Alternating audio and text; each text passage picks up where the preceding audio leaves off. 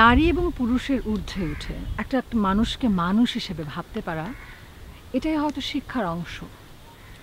আমরা শিক্ষায় শিক্ষিত হই এবং ভাব করি যে আমরা একটা মানুষকে মানুষের মর্যাদা দিই, তা নারী অথবা পুরুষের ঊর্ধ্বে ওঠে। কিন্তু সময় এবং সুযোগ বুঝে আসল চেহারা কিন্তু বেরিয়েই যায়, ঠিকই বেরিয়ে পড়ে।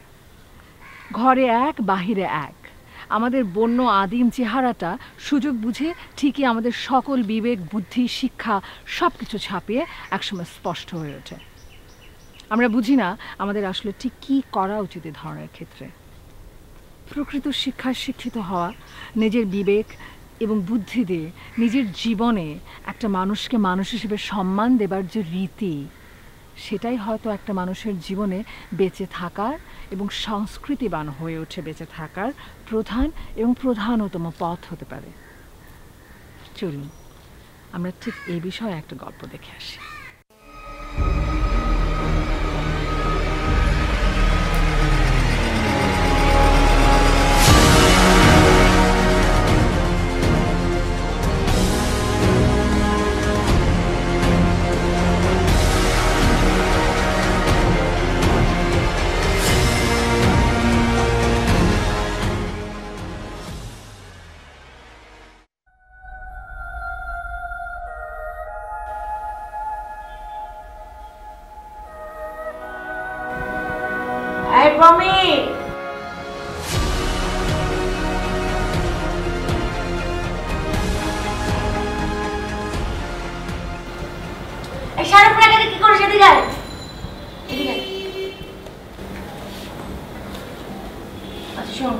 আমি তো বাইরে যাচ্ছি, আমার রাত হবে ফিরতে, ঠিক আছে? তুই আমার বসে টিভি দেখিস, গল্পের বই পড়িস, আমি অনুষ দেখে গেছি।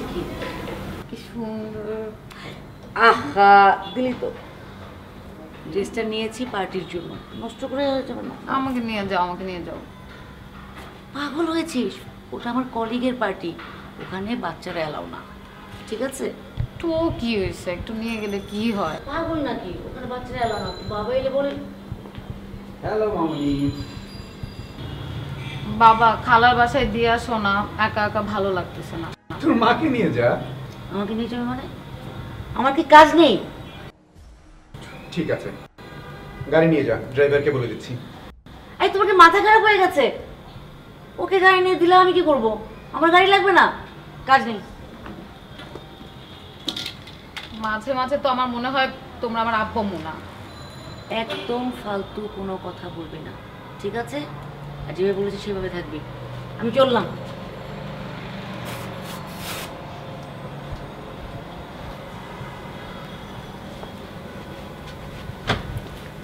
লক্ষ্মী মামনি, পাগল কোথাকার। লক্ষ্মী হয়ে থাকিস। আমি উঠলাম।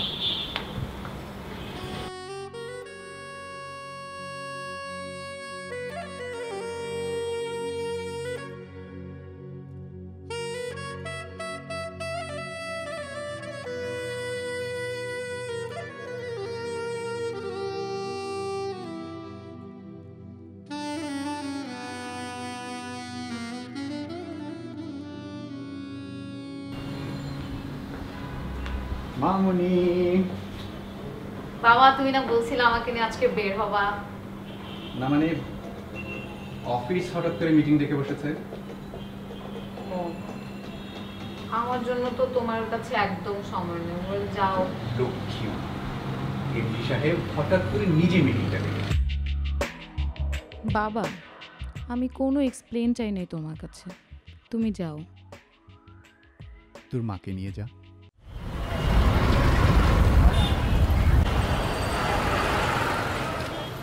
মামা, একটু তাড়াতাড়ি যান না প্লিজ।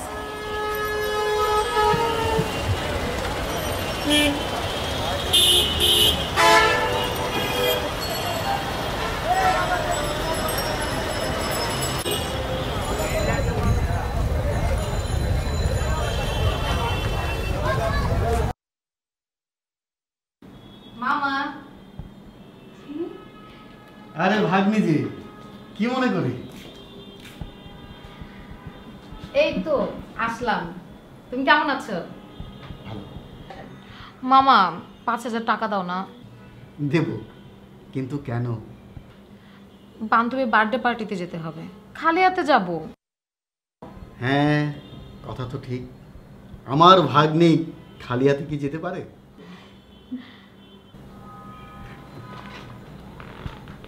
আচ্ছা, একটা কথা বলতো, তুই টাকা দিয়ে কি করিস?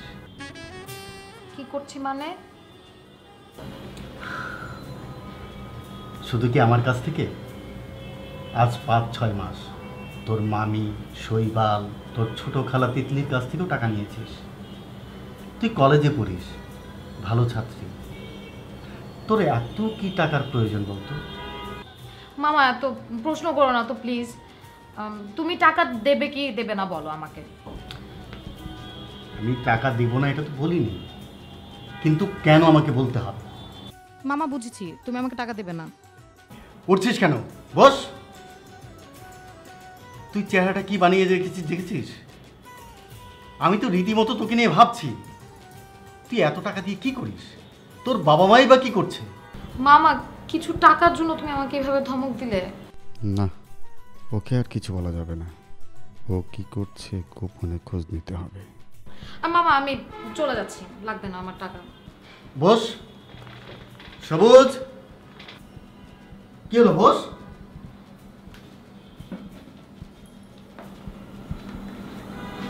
জি বস। অ্যাকাউন্টসকে বলে 5,000 টাকা নিয়ে এসো। যাও। আচ্ছা, বাবা মার উপর এত অভিমান কেন?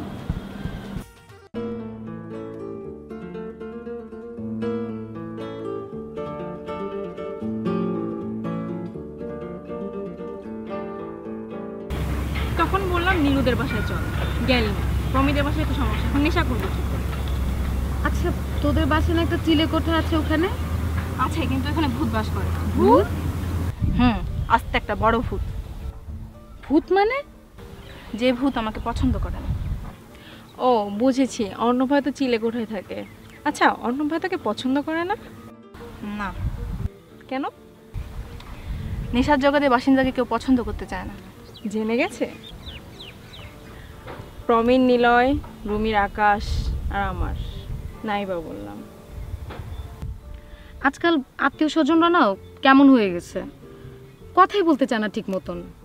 আর আজকে টাকা জোগাড় করতে অনেক সমস্যা হয়েছে, মামার কাছে যাওয়া যাবে না। বাবার নেশা জোগাড় করতে যে কি সমস্যা, মেজাজ খারাপ হয়ে যায়। কিন্তু উপকারও তো আছে, সেটা তো কেউ বোঝে না। নেশা, বাবার নেশা। আয় চল তো আমার বাসায়, চল তো। চল।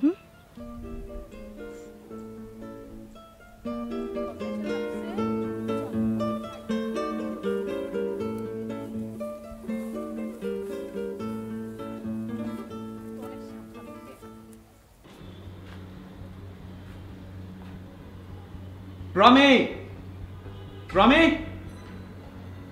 এই দরজা খোল।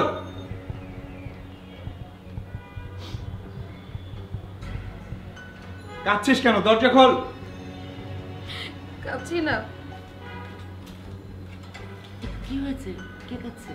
তোমার মেয়ে কাছে কেন? জিজ্ঞেস করো। আই প্রমি, প্রমি, প্রমি দরজা খোল। আচ্ছা শোনো শোনো শোনো, আরে দরজা খোল না। শোনোই না। মেয়েটা বোধহয় একা থাকতে চাচ্ছে, কিছু করে একা থাকো। চল।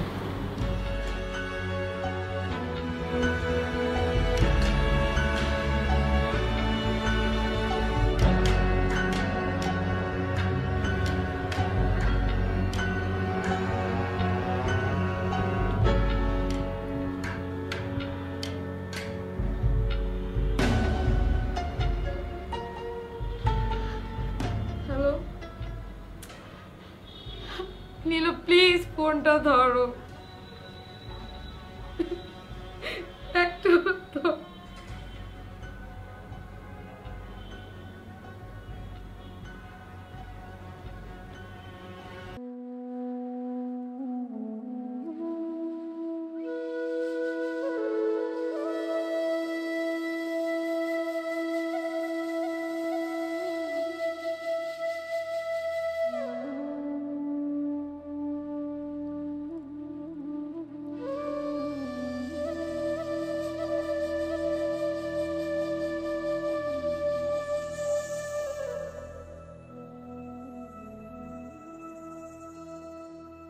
ডেকেছো কেন বলো?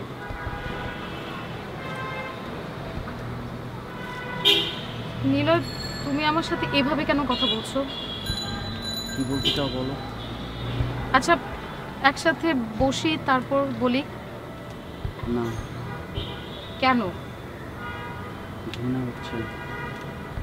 ঘৃণা হচ্ছে মানে? নেশা আসক্ত একটা মেয়ের পাশে বসে থাকতে নিশ্চয়ই কেউ স্বাচ্ছন্দ্য বোধ করবে না। তোমার সাথে যে আমার একটা সম্পর্ক ছিল, এটা ভাবতেই আমার অপমান লাগছে। কি ভেবেছো নিজেকে?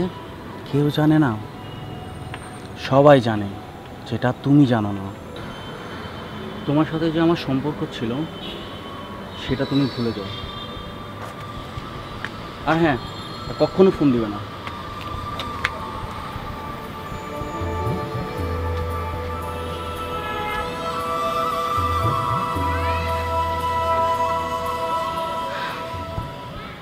আরে নেশার দুনিয়ায় সবই রঙিন।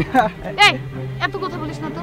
পৃথিবী ভাই তাড়াতাড়ি দে, আশেপাশে মানুষ আছে, চলে আসবে। এই এত গরমস্কা, আমরা তো সবই এক না। গায়ে দিছিস কেন? আমরা সব এক মানে কি? হ্যাঁ, গায়ে দিস কেন? এই কিছু তোর, হ্যাঁ? এই এই আয় তো। ছাড়। আচ্ছা আয় চল। আয় কমে। এই বাস।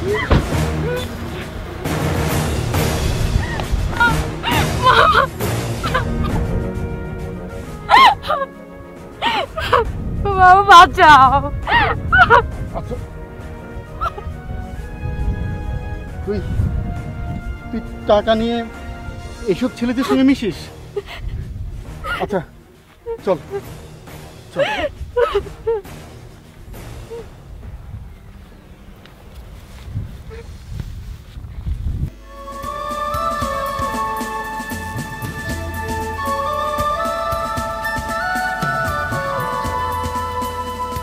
আমার মেয়েটা নেশায় জড়িয়ে গেছে।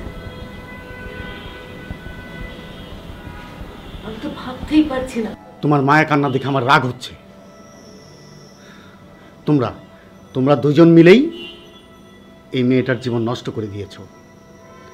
তোমাদের কলিগদের বাচ্চাদের বার্থডে পার্টিতে যাওয়ার সময় হয়, আর তোমাদের একমাত্র মেয়ে, তাকে সময় দেওয়ার মতো তোমাদের সময় হয় না। শরীফ, খবরদার, কোনো কথা বলবেন না। ক্লাবে সময় দেওয়ার মতো আপনাদের সময় থাকে, আর এই মেয়েটাকে সময় দেওয়ার মতো আপনাদের সময় থাকে না। এভাবে বলিস না ভাই। চুপ, একদম চুপ। কোনো কথাই আমি শুনতে চাই না। প্রমি আমাকে সব বলেছে।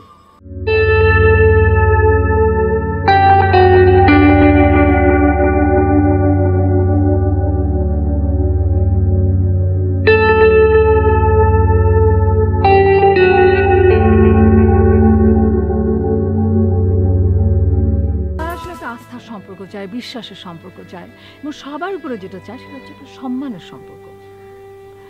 আইন দিয়ে তো আসলে ঠিক এই ধরনের সম্পর্ক তৈরি করা কোনো দিনই সম্ভব না, যতদিন পর্যন্ত না আপনার মনের শুদ্ধতা বেরিয়ে না আসবে, আপনি নিজে উপলব্ধি না করবেন, যতদিন না আপনার শিক্ষা সুশিক্ষা হবে। আমরা আসলে একটা কাজই করতে পারি, আশা করতে পারি, স্বপ্ন দেখতে পারি, এবং হয়তো সবাই মিলে একসাথে সেই পথে হাঁটতে পারি। দেখি আপনারা সবাই মিলে কি ভাবছেন, আপনাদের ভাবনার কথা শুনতে চাই। আমাদের নিচের ইমেল অ্যাড্রেস আমাদের সাথে যোগাযোগ করবেন। সে পর্যন্ত ভালো থাকবেন, আলোকিত থাকবেন।